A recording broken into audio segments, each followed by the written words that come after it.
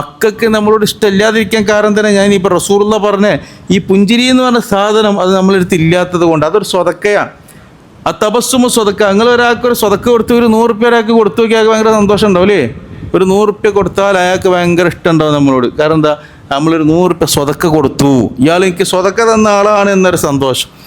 അതുതന്നെയാണ് നമ്മൾ ആ തപസ്സുമ സ്വതക്ക. റസൂലുള്ള പറഞ്ഞു പുഞ്ചിരി സ്വതക്കയാണ്. ഒന്ന് പുഞ്ചിരിച്ച് കൊടുത്തു നോക്കിയ ഒരാളോട്, അപ്പോൾ അയാൾക്കൊരു സ്വതക്ക കൊടുത്തതുപോലെയാണ്. അയാൾക്ക് നമ്മളോടൊരു ഇഷ്ടം ഉണ്ടാവും ഒരു പുഞ്ചിരി കൊടുക്കുമ്പോൾ. അയാൾക്ക് പിന്നെ നമ്മളെ കാണാൻ തന്നെ പൂതി ഉണ്ടാവും, ആഗ്രഹം ഉണ്ടാവും. എന്ത്, നമ്മൾ ആ പുഞ്ചിരിച്ച കാരണം കൊണ്ട് അതിലൂടെ കുറേ കാര്യങ്ങൾ എളുപ്പമാകും, കുറേ കാര്യങ്ങൾ സാധ്യമാകും. ഇതൊക്കെ നമ്മൾ വളരെയധികം ശ്രദ്ധിക്കുക.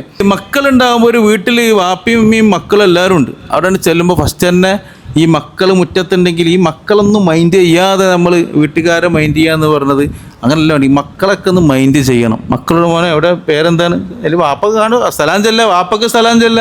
ഒരു വാപ്പനോട് മാത്രം വർത്താനം പറയാം, മക്കളോടൊരു വർത്താനം ചോദിക്കാതെ അത് പറ്റൂല. മക്കളോട് കാര്യയുടെ മോനെ എന്താ പഠിക്കുന്നത്, സുഖന്തനല്ലേ, ഏത് സ്കൂളിലാണ്, എത്രാം ക്ലാസ്സിലാണ്, ഏതാ സബ്ജക്റ്റ്, ഡിഗ്രിയാണ്, ഏത് സബ്ജക്റ്റ് ഏതാ, എത്ര, അങ്ങനെയൊക്കെ ചോദിച്ചിട്ട് നമ്മൾ എന്താവണം, ആ കുട്ടികളെ കയ്യിലെടുക്കണം, കുട്ടികളെ സന്തോഷിപ്പിക്കണം.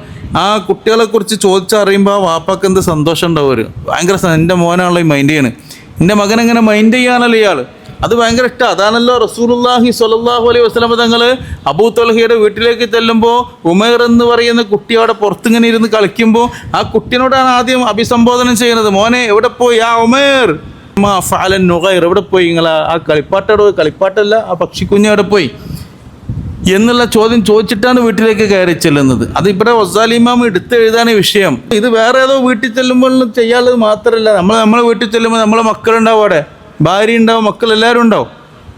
ഒലക്കെ നമ്മൾ മൈൻഡ് ചെയ്യണം. നമ്മളെ വലിയ മോളുണ്ടാവും, നമ്മളെ ചെറിയ കുട്ടി ഉണ്ടാവും. നമ്മൾ ആദ്യം തന്നെ ഈ ചെറിയ കുട്ടീനെ മാത്രം എടുക്കും. പക്ഷെ മറ്റു മക്കൾ തന്നെയാണ്. ഓലൊക്കെ കുറേ താലോലിച്ചാൽ വലുതായി പോയിക്കണം. പക്ഷെ പറഞ്ഞിട്ട് കാര്യമില്ല, ഓലി നല്ല മൈൻഡ് ചെയ്യണം. എല്ലാ മക്കളും നല്ല മൈൻഡ് ചെയ്യണം. ഭാര്യന് മൈൻഡ് ചെയ്യണം കേട്ടോ. എല്ലാവർക്കും എന്തെങ്കിലുമൊക്കെ ഇടയ്ക്ക് ഇങ്ങനെ കൊണ്ടുപോയി കൊടുക്കണം. അപ്പോൾ അത് ജീവിതത്തിനൊരു നമ്മൾ വരുന്നതൊരു സന്തോഷം ഉണ്ടാവും. നമുക്ക് നല്ല പള്ളറിഞ്ഞ് തിന്നാനും കിട്ടും ഇല്ലേ?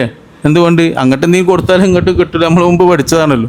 ഇത് അങ്ങോട്ടൊന്നും കൊണ്ടുപോയി കൊടുക്കൂല, അങ്ങോട്ട് സ്നേഹം കൊടുക്കൂല, അങ്ങോട്ട് ചിരിയില്ല, പുഞ്ചിരിയില്ല, ഒന്നുമില്ല, എന്നും ചൂട് മാത്രം.